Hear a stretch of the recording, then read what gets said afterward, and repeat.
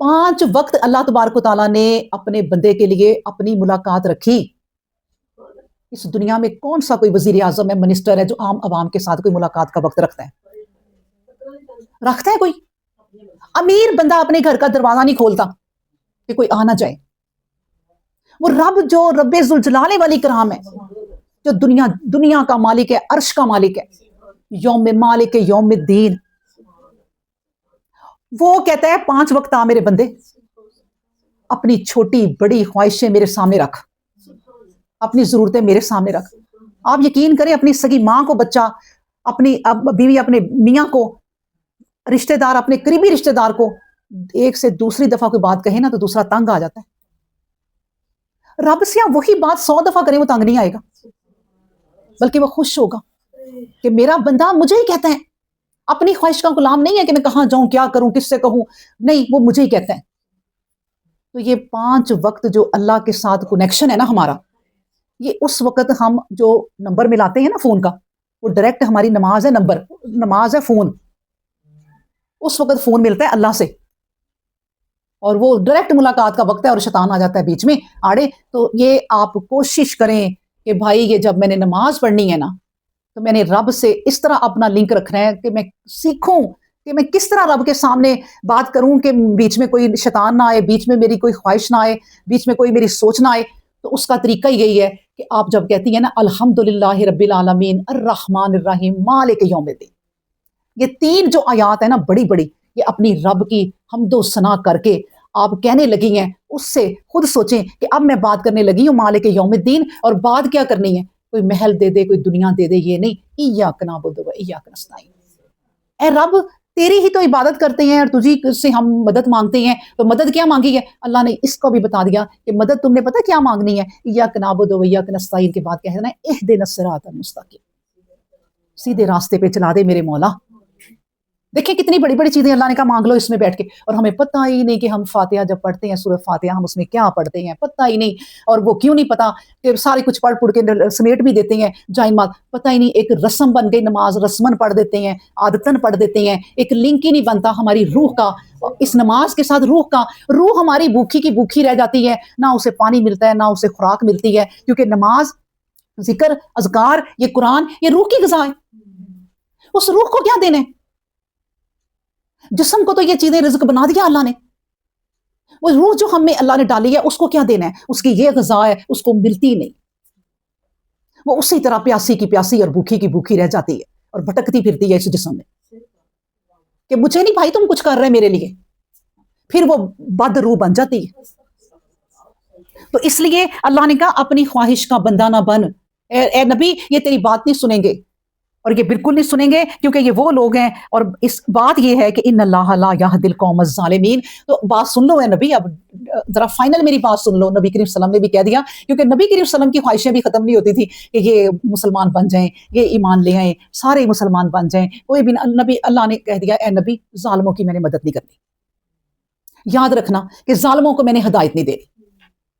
बात समझ जाओ, इनके पीछे अपनी जान हल्कान ना करो। और जालिम वही है जो अल्लाह को छोड़कर किसी और के पीछे लगे हुए हैं, अपनी ख्वाहिशों के। इस आयत में बता दिया कि अपनी ख्वाहिशों के पीछे लगे हुए। अल्लाह अकबर। एक नबी करीम सल्लल्लाहु अलैहि वसल्लम ने फरमाया जुल्म से बचो, जुल्म क़यामत के दिन अंधेरियां बन जाएगा। और जुल्म सबसे बड़ा यही है कि अपनी नमाज से ज़्यादती, कुरान से ज़्यादती, जिक्र अज़कार से ज़्यादती, अल्लाह के साथ वो लिंक ना बनाना जो बनाना चाहिए हमें, वो लिंक ना बनाना। हम किसी बड़े आदमी से यहाँ लिंक बनाने के लिए ना तरसते, और कभी किसी मशहूर आदमी से लिंक हो जाए ना, हर एक को बताते फिरते हैं मेरा उससे तो लिंक है, वो मेरे घर आया था।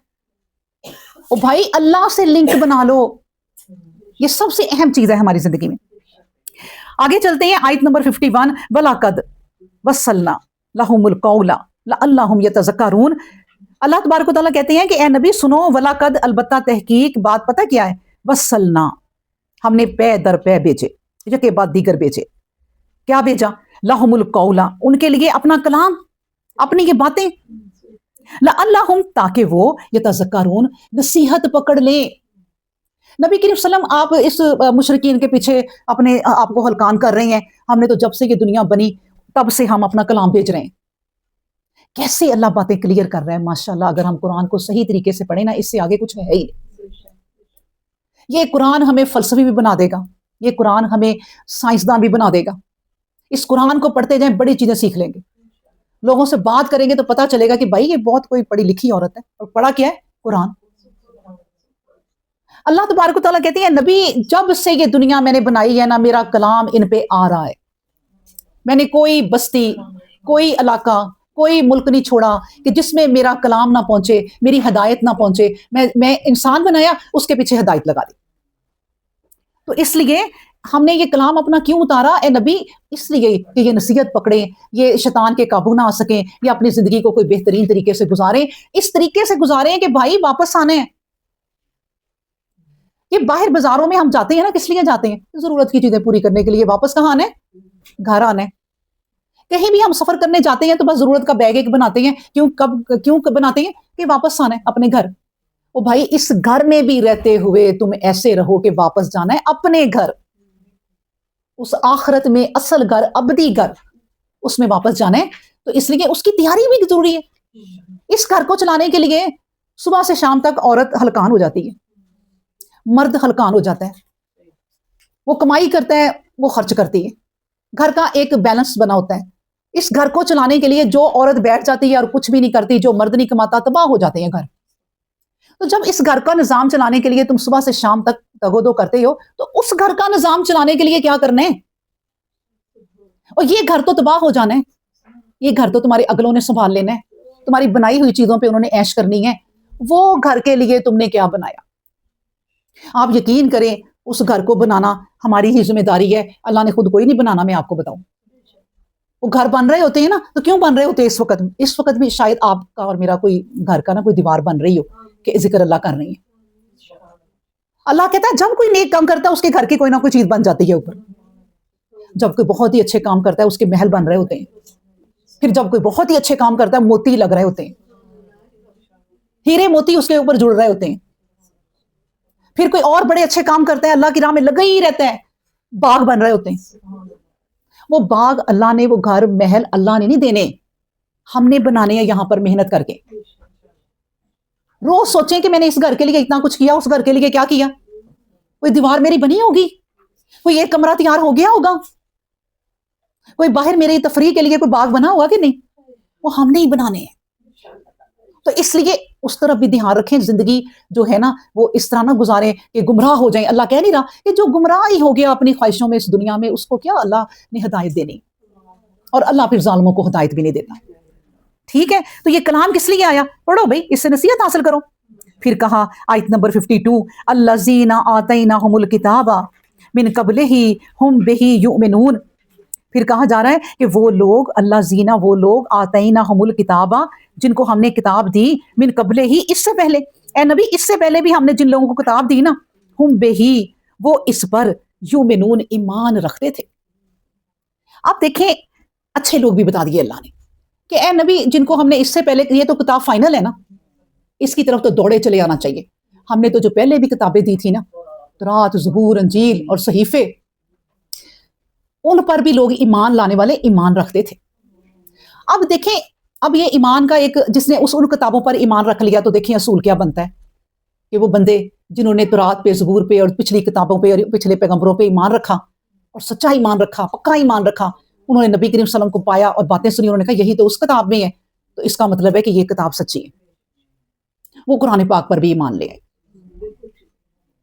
تو اللہ ان کا ذکر کر رہا ہے کہ نبی جنہوں نے ایمان لانا ہوتا ہے نا, نبی آپ ان کے لیے نہ تڑپیں.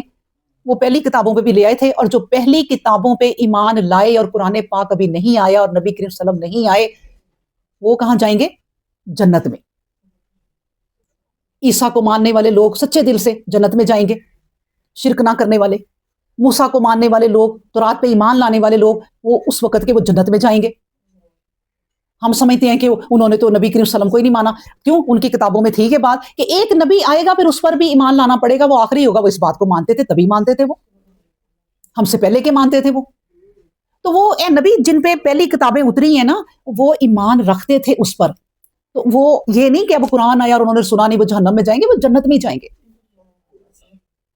کیونکہ وہ پکا ایمان رکھتے تھے کہ یہ ہمارے رب کی باتیں. اور جنہوں نے نہیں رکھنا, انہوں نے عیسیٰ علیہ السلام کو بھی ستایا, انہوں نے موسیٰ علیہ السلام کو بھی ستایا, انہوں نے نوح علیہ السلام کو بھی ستایا.